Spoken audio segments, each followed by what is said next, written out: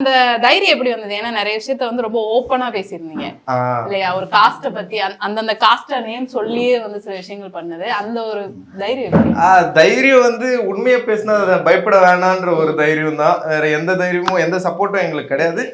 அது அது மட்டும் இல்லாம காலேஜ்ல இருந்தே எங்களுக்கு அந்த பழக்கம் இருக்கு. ஸோ எந்த விஷயமா இருந்தாலும் ஹானஸ்டா என்ன இருக்கோ அதை கரெக்டா எப்படி போய் சேரணும் அப்படின்ற ஒரு விஷயம் தான். பிளஸ் அது இல்லாம இப்போ கேஸ்ட் இந்த மேட்ரு எல்லாத்தையும் ரொம்ப ஸ்ட்ரெயிட்டாகவும் சொன்னாலுமே ஸ்க்ரால் பண்ணக்கூடிய ஒரு இடத்துக்கு வந்துடுவாங்க. வேணாம் என்ன பண்றான் அப்படின்ட்டு முகம் சுழிக்கிற மாதிரி இருக்கக்கூடாதுன்றது. ஸோ அதை வந்து எவ்வளோக்கு எவ்வளோ ஃபன்னாகவும் பிளஸ் அதை சிரிச்சாலுமே அவன் சிந்திக்கக்கூடிய அளவுக்கு எப்படி பண்ண முடியும் அப்படின்றத வச்சு பிளான் பண்ணி இங்கே நாங்கள் 5 பேருக்குள்ள பேசி என்னென்னலாம் இருக்கோ அதை டிஸ்கஸ் பண்ணி அதுலேருந்து ப்ராப்பராக பண்ணணும்.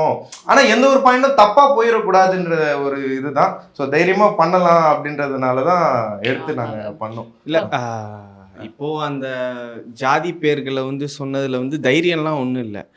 ஆக்சுவலாக பார்த்தீங்கன்னா இப்போ தமிழ்நாட்டில் வந்து கிட்டத்தட்ட ஒரு 50 வருஷமா வந்து சர்நேம் யூஸ் பண்ணுறது இல்லை. யாருமே சர்நேம் யூஸ் பண்ணுறத கம்ப்ளீட்டாக விட்டுட்டாங்க. ஆனால் இப்போ என்னடானா டெக்னாலஜி வளர்ந்தோன்னா மனுஷங்கள்லாம் மாறுவாங்க,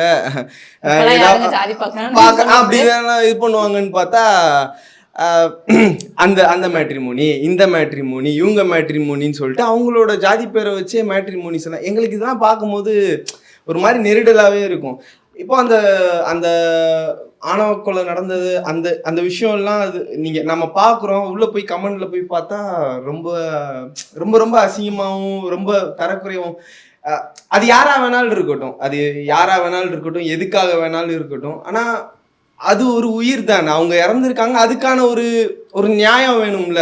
ஒரு ஒரு அட்லீஸ்ட் ஒரு பாவமாக அது பார்க்கலாம்ல. அது கூட இல்லாமல் அங்கே கமெண்ட்ல வந்து பேசுவோம். எங்களுக்கு கடுப்பாயிருச்சு. கண்டிப்பா இப்படி பேசுற இந்த மாதிரி கமெண்ட் பண்றவங்கள வந்து நம்ம ஏதாவது பண்ணணும், ஏதாவது அவங்கள ஒரு ஒரு அட்லீஸ்ட் ஒரு கடுப்பாவது அவங்களை ஏத்தணும் அப்படிங்கிற ஒரு இருந்து. அதனாலதான் சரி ஓகே